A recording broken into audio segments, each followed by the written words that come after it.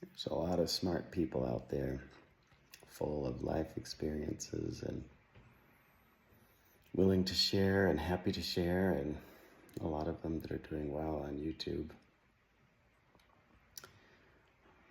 I've been cycling back through different thoughts and efforts I've made to bring about the life that I truly want.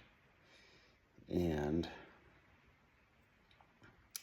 I keep, especially the last few days, I keep coming back to embodying or being, envisioning, living the wish fulfilled, as Neville Goddard says. And that just seems to really speak to me, to resonate with me,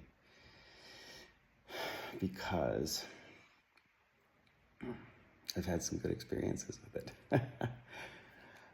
I remember months ago coming across that and trying to wrap my head around living in the wish fulfilled, and not quite understanding it. And I don't know that I still understand it, because it's living as if you, being the person, your future person now, is basically what it is, right? But at that point, we were trying to sell our home and move into another one that was a new build, and finances are really tight. Qualifying for a mortgage was really iffy because of some of the rough times with our businesses. So,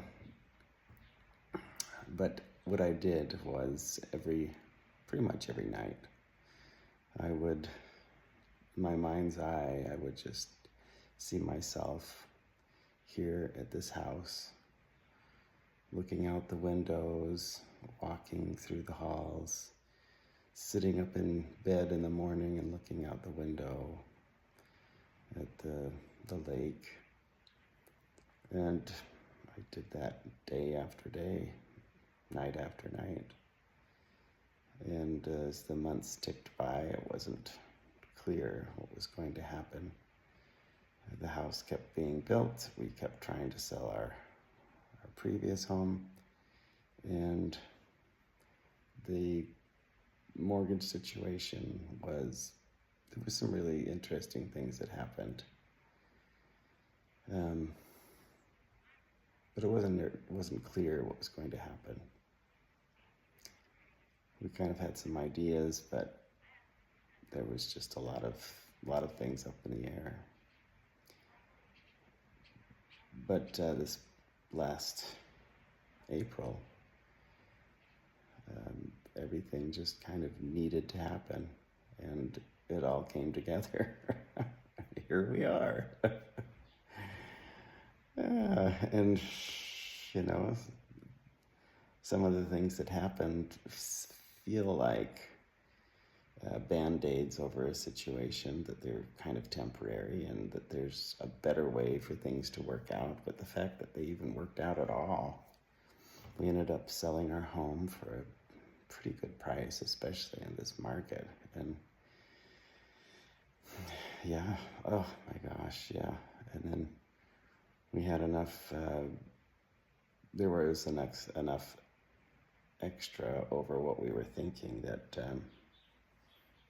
it actually made it's kind of an interest-only mortgage. That's why it's a Band-Aid. But it made the interest-only payments for the first 6 months of the mortgage. So it gives us time to reformulate and reorganize ourselves and put together a better life situation. So here we are. We've been sold a piece of land that we had been wanting to sell, and sold it to the next door neighbors that had built a nice house. And we we were about to be foreclosed on that piece of land because the loan was due, and we were going to build on it, but things didn't work out for that, and I'm glad it didn't for various reasons. But we needed to sell that land, and we did. So, yeah, lots of really interesting things came together, and the only thing that I did that was any different was intensely visualizing. I don't know how tense, but I tried to be very vivid in just being here and trusting and allowing and not trying to make things happen. Selling a piece of land or property is really hard to make it happen, right? It's just you either have the buyer or you don't. So that's just a slice of what happened. And that's what I've been thinking about more and more these last few days, is all of the ideas and manifestation coaches out there. They seem to all be saying very similar things when you all boil it down.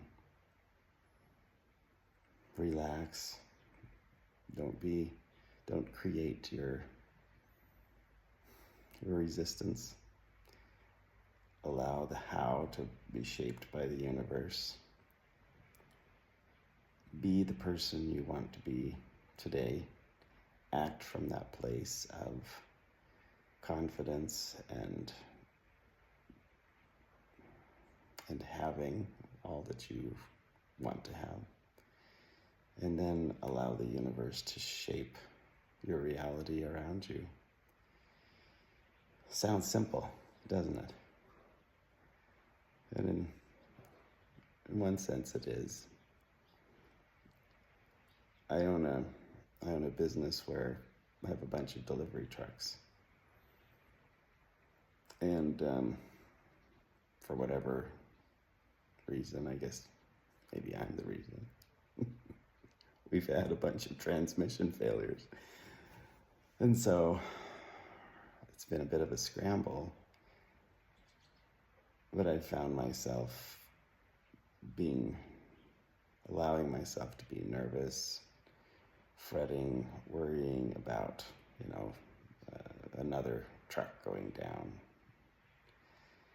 And I have to stop myself and ask that question, which is directly out of the teachings of Bashar, which is, what would I have to believe in order to make myself feel this way? It kind of helps you stop, observe, and remind yourself that, yeah, I am imposing upon myself a belief in something that isn't true. Do I want it to be true? Hell no. So don't believe it.